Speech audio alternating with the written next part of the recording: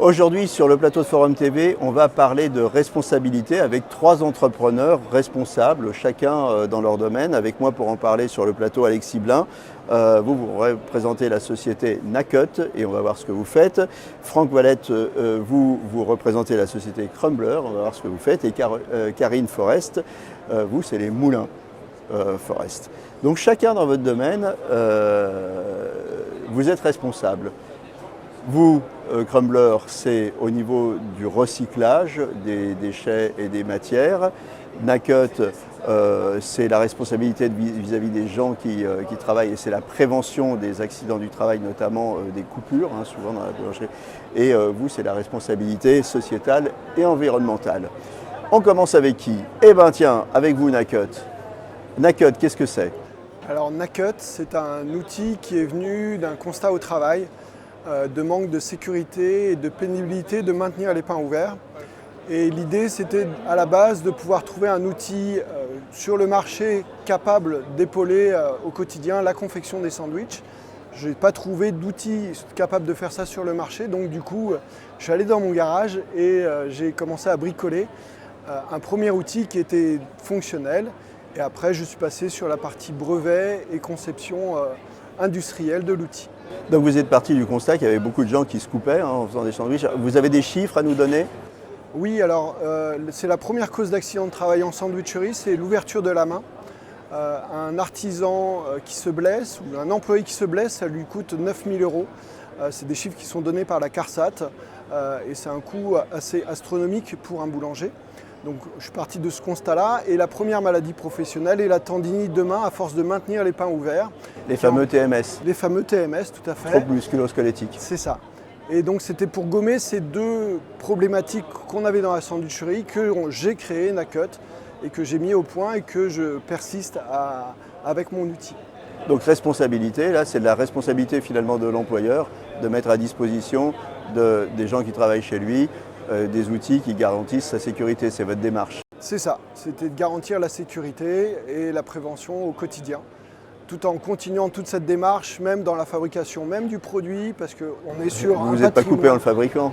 Pardon? Vous ne vous êtes pas coupé en le fabriquant? Non, ça va. Attention, voilà. Mais on est à pousser plus loin puisqu'on fait de la fabrication 100% française et l'ensemble de l'outil est monté par l'ADAPEI de Romans-sur-Isère, pour aider les handicapés à se réinsérer dans la société. Eh bien voilà un entrepreneur responsable, mais j'en ai d'autres avec moi. Franck, vous c'est la valorisation des déchets qui partaient avant à la poubelle, c'est ça? Exactement, en fait je me suis rendu compte qu'il y avait énormément de pain qui partait malheureusement tous les soirs à la poubelle dans énormément de boulangeries. Et du coup, souvent les boulangers peuvent donner le pain pour les animaux, mais en ville, c'est pas du tout possible. Et souvent, les artisans ne savent pas quoi faire avec leur surplus de pain. Ce qui est un crève-cœur de jeter un sac de pain en fin de journée. Donc du coup, la solution, elle est très simple. Elle consiste à transformer les invendus en chapelures. Donc vous avez ici une chapelure fine qui est faite avec du pain de la veille. Et de réincorporer ces chapelures dans des nouvelles recettes, soit de pain, soit de pâtisserie.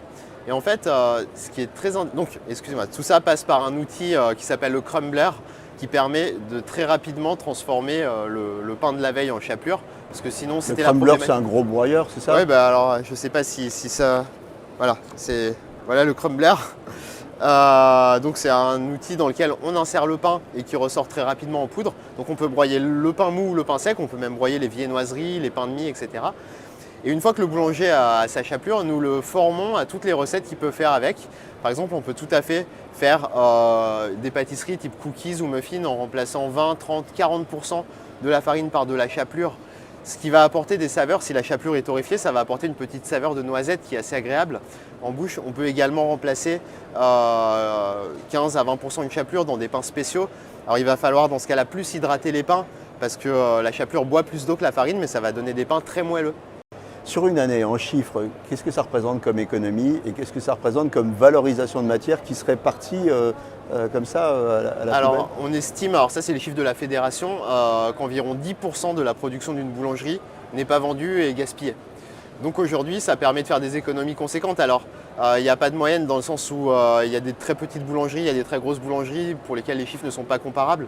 Mais environ 10% de la production peut être revalorisée. Et donc, il y a un impact environnemental, on ne jette plus de pain, un impact économique, dans le sens où c'est autant de matière valorisée, et il y a aussi un impact technique, pratique.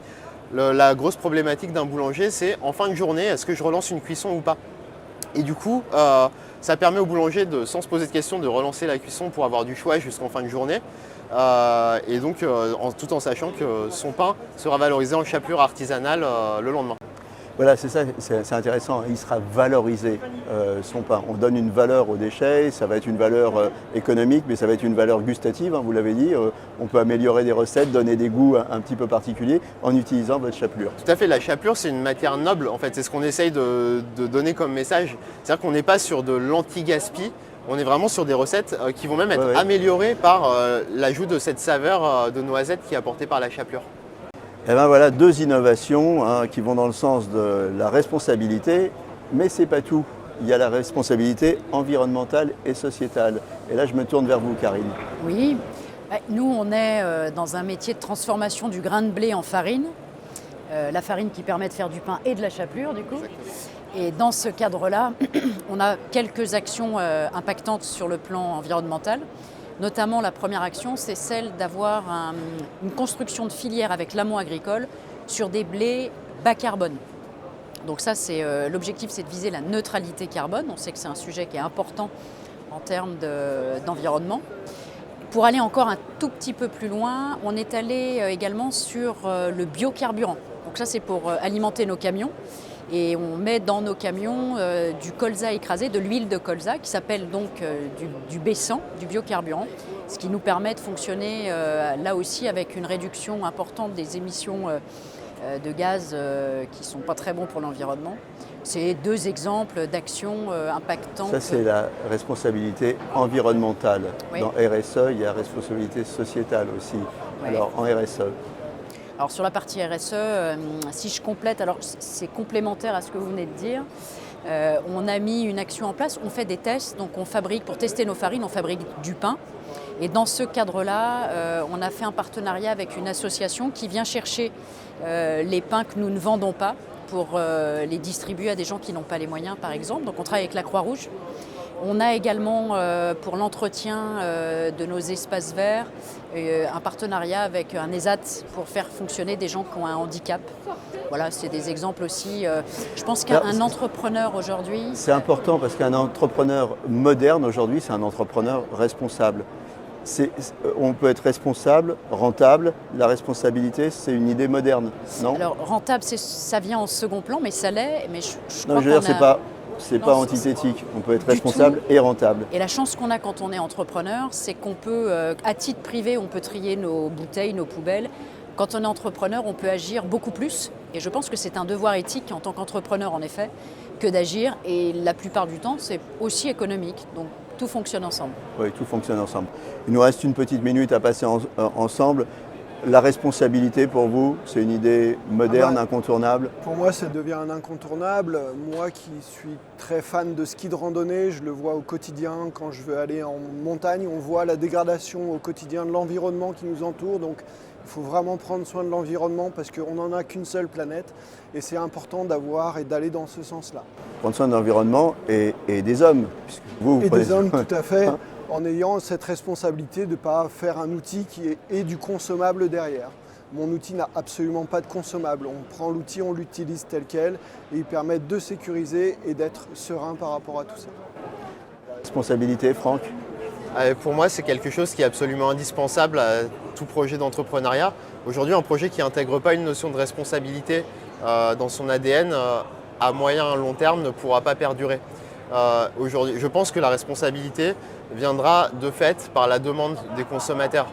Aujourd'hui, on le voit, et ça va très très vite, les consommateurs sont de plus en plus en demande de solutions responsables mises en place par les professionnels.